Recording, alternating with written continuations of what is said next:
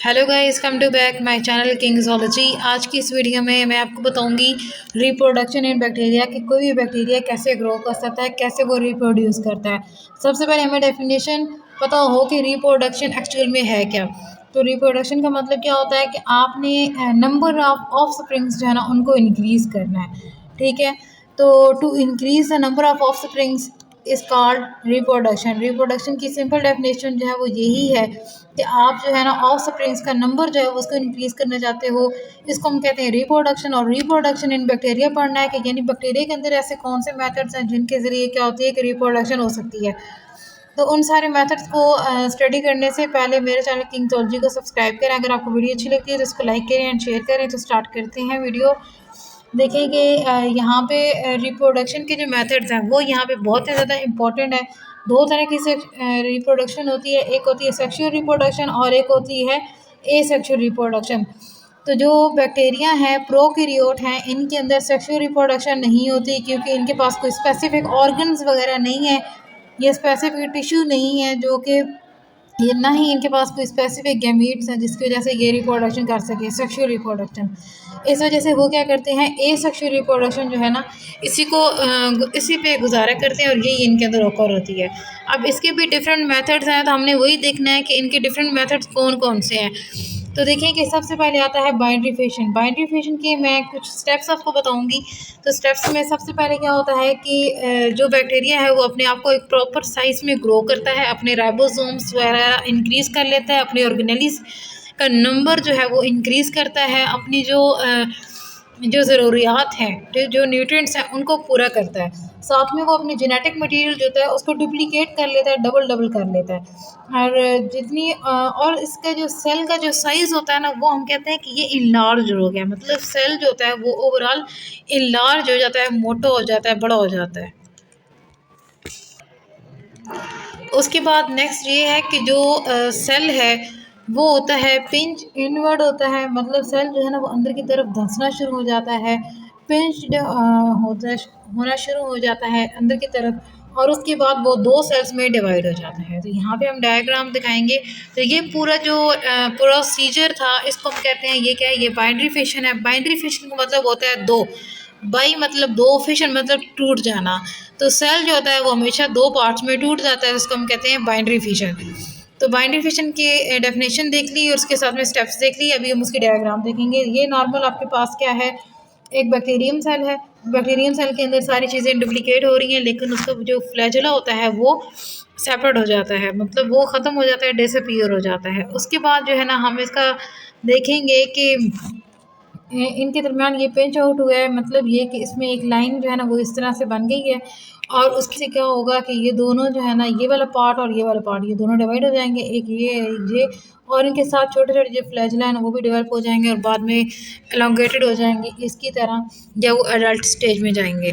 तो यहाँ पे ये इसके 4 स्टेप्स जिसकी वजह से हम कहते हैं कि एक बैक्टीरियम जो होता है ना वो ग्रो कर जाता है एंड उसकी नंबर जो होता है वो इंक्रीज हो जाता है। इसको हम कहते हैं बाइंड्री फिशन। बाइंड्री फिशन पहला मेथड था जिसके ज़रिए जो बैक्टीरिया होंगे वो ग्रो कर लेंगे, लेकिन ज़रूरी नहीं है। लेकिन ये जो बाइंड्री फिशन हुई है ये हुई है फेवरेबल कंडीशन पे, मज़े से उसने अपना नंबर इंक्रीज़ किया है, सारी वो चीज़ें करता रहा है। लेकिन सम टाइम क्या होता है कि कंडीशन अनफेवरेबल होती है, ऐसी कंडीशन नहीं होती कि वहाँ पे बैक्टीरिया जो है वो इजीली ग्रो कर सके। तो फिर वहाँ पे वो एक और मेथड यूज़ करता है जिसको हम कहते हैं स्पोर्स फॉर्मेशन।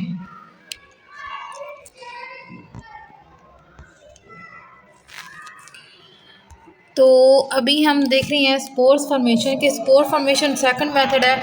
इसमें क्या होता है कि स्मॉल सर्कुलर जो स्ट्रक्चर्स हैं वो बनते हैं, उनको हम क्या कहते हैं कि ये जो है ना स्पोर्स हैं और उनके अंदर अपना अपना जेनेटिक मटेरियल होता है, थोड़ा थोड़ा होता है और अपना अपना जेनेटिक मटेरियल होता है। तो बहुत सारे स्पोर्स बनते हैं। स्पोर्स का नंबर जो है वो मिलियंस में भी जा सकता है, थाउजेंड में जा सकता है, हंड्रेड में भी जा सकता है। तो टाइप्स ऑफ स्पोर्स पढ़ेंगे कि टाइप्स ऑफ स्पोर में सबसे पहले आते हैं एंडोस्पोर और दूसरे आते हैं एक्सोस्पोर। एंडोस्पोर का मतलब ये होता है कि अगर स्पोर्स इनसाइड द सेल है, मतलब सेल के अंदर वाली साइडें बने हुए हैं, तो उसको हम कहते हैं ये एंडोस्पोर्स है। एंडोस्पोर्स जो है ना, यहाँ पे हमारे पास ये डायग्राम है। तो डायग्राम में देखिए कि पूरा सेल है, सेल के अपना जो मटेरियल है वो डिसअपीयर हो गया और सारे के सारे अंदर स्पोर्स भर गए हैं। ये अनफेवरेबल कंडीशन में है कि स्पोर्स होते हैं वो अंदर बन जाते हैं और उसके बाद बाहर वाली मेम्ब्रेन उनकी प्रोटेक्शन करती है, सेल कोई ग्रो नहीं कर रहा होता और वही जो है फिर इसी तरह से जो स्पोर्स होते हैं जब फेवरेबल कंडीशन होती है तो ये जो इनकी मेम्ब्रेन है बाहर से जिसने इसको प्रोटेक्ट किया हुआ है वो रप्चर हो जाती है, स्पोर्स बाहर निकल जाते हैं और ये अलग अलग जाके ग्रो कर लेते हैं। तो इनको हम कहते हैं ये एंडोस्पोर्स हैं। उसके बाद हम बात करेंगे एक्सोस्पोर की। तो एक्सोस्पोर जो है ये वो वाले स्पोर हैं जो कि आउटसाइड द बॉडी जो है ना बनते हैं, आउटसाइड द बैक्टीरियम सेल बन रहे हैं तो उनको हम कहते हैं ये एक्सोस्पोर्स हैं। देखिए कि ये अगर बैक्टीरियम सेल है तो इसके आउटसाइड पे जो है ना वो ऐसे स्पोर्स बनते हैं और साथ ही जो है ना जो भी इन्वायरमेंट होगा चाहे एटमॉस्फेयर है, सॉइल है, वाटर है, तो उनके अंदर रिलीज होते रहते हैं और साथ में ये फिर इस तरह से ग्रो करता है। तो यानी कि स्पोर्स फॉर्मेशन से भी जो बैक्टीरियम सेल होता है वो इजीली ग्रो कर सकता है लेकिन अनफेवरेबल कंडीशन में और उसकी नंबर भी कम नहीं होगा और वो ग्रो भी कर लेगा। जैसे ही उसको फेवरेबल कंडीशन मिलती है स्पोर्स वहाँ पे अपनी जो सिस्ट होती है उसको तोड़ देते हैं, यानी सिस्ट मतलब जो आउटर कवरिंग होती है उसको ब्रेक करते हैं और वहाँ से बाहर निकल आते हैं और फिर वहाँ पे जहाँ पे उनको फेवरेबल कंडीशन मिलती है, वाटर हो गया, ऑक्सीजन या जो भी उनकी फेवरेबल कंडीशन है, फूड है, गैसेस हैं, जो रिक्वायर्ड है तो वो अगर उनको मिल जाए तो फिर वहाँ पे वो ग्रो कर जाते हैं। तो ये सेकंड मेथड है। उसके बाद हम बात करेंगे इसकी फेजेस की कि किस तरह से कौन कौन से फेजेस हैं जिनमें जो बैक्टीरियम सेल है वो ग्रो कर सकता है। तो सबसे पहले हम जो फेज़ है वो पढ़ेंगे कि रिप्रोडक्शन जो होती है ना बैक्टीरिया के अंदर वो किस तरह से होती है। देखें कि सबसे पहले आती है लैग फेज़, फिर उसके बाद लॉग फेज़, फिर स्टेशनरी और फिर डिक्लाइन फेज़। तो अभी हमने देखना है सबसे पहले लैग फेज़। तो लैग फेज़ जो है हमने कहा था कि जो सेल बैक्टीरियम होता है वो सबसे पहले क्या करता है कि अपने आप को जो है वो ग्रो करवाता है, अपना साइज़ इंक्रीज़ करता है एंड उस वक़्त उसकी कोई इस तरह की ग्रोथ शुरू नहीं हो रही होती बल्कि सिर्फ वो क्या करता है अपने आप को जो है ना प्रिपेयर कर लेता है ताकि वो आगे रिप्रोडक्शन ईज़िली कर सके। तो इस तरह से हम कहेंगे कि बैक्टीरियम सेल अपने आप को जो है ना वो अपने रिप्रोडक्शन के लिए अपने आप को रेडी कर रहा है, प्रिपेयर्ड हो रहा है। तो लॉग फेज़ में क्या होता है कि रैपिडली वो मतलब ग्रो कर लेता है, जल्दी ग्रो करता है और साथ में साथ-साथ जो है वो डिवाइड करता जाता है। जिस तरह की ये डायग्राम है तो यहाँ पे आपको ये नज़र आ रहा है, ये इस तरह से।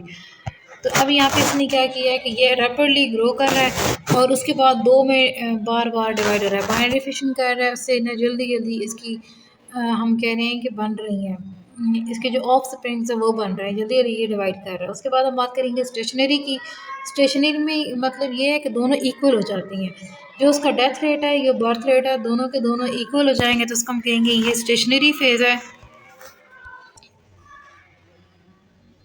उसके बाद हम इसके डेथ रेट या डेथ फेज़ हम देखेंगे तो देखेंगे डेथ फेज़ में क्या है कि जो बैक्टीरिया होते हैं वो डिक्लाइन होना शुरू हो जाते हैं, उनका जो नंबर है वो मुकम्मल तौर पे ख़त्म होना शुरू हो जाता है। इनफैक्ट डेथ रेट ज़्यादा हो जाता है और जो बर्थ रेट होता है वो बहुत ही कम हो जाता है।